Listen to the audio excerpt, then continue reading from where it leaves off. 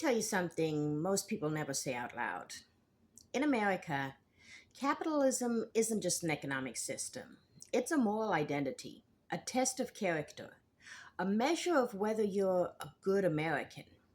And once something becomes moralized, it stops being debated like policy and starts being defended like religion.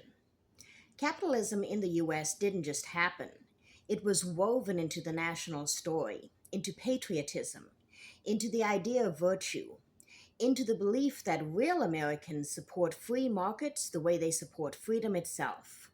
So when you question capitalism, you're not just questioning an economic model, you're questioning the country's self image. And that's why the conversation gets so heated so fast.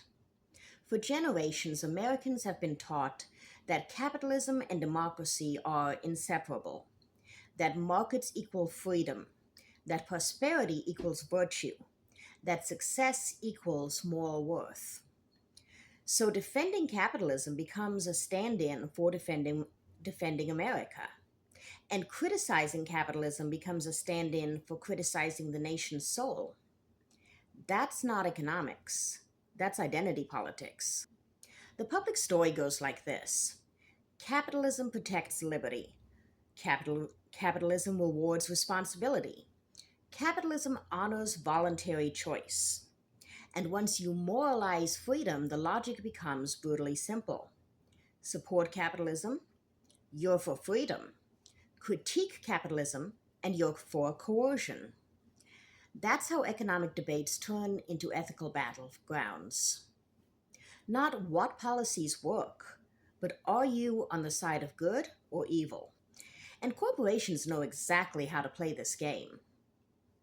CSR, ESG, stakeholder capitalism. Companies now frame themselves as moral actors, guardians of democracy, justice, and social responsibility. So now markets become moral arenas. Buying becomes a moral act. Investing becomes a moral act. Supporting capitalism becomes supporting corporate-led social change. Capitalism becomes moral not just because people believe it is, but because corporations insist it must be. Then polarization pours gasoline on the whole fire. Political identity becomes moral identity. Moral identity becomes economic identity. Suddenly, supporting capitalism marks you as one kind of American, whereas critiquing capitalism marks you as another. Economic debates become culture war battlefields. Now, this fight isn't about GDP or growth curves. It's about fairness, inequality, and democratic legitimacy. Defenders say capitalism is moral because it creates and prosperity. Critics say capitalism is immoral because it produces inequality and erodes democratic equality. Both sides are arguing morality, not economics. And in fears of cronyism, corruption, and elite capture, suddenly the debate becomes existential. Is the system redeemable, or is it rigged beyond repair? Again, the language is moral: betrayal, corruption, virtue, decay. So here's the bottom line. Capitalism in America isn't just a market system. It's a moral story that we tell each other, a national identity, a cultural battlefield. And that's why debates about capitalism never stay just in the economic arena.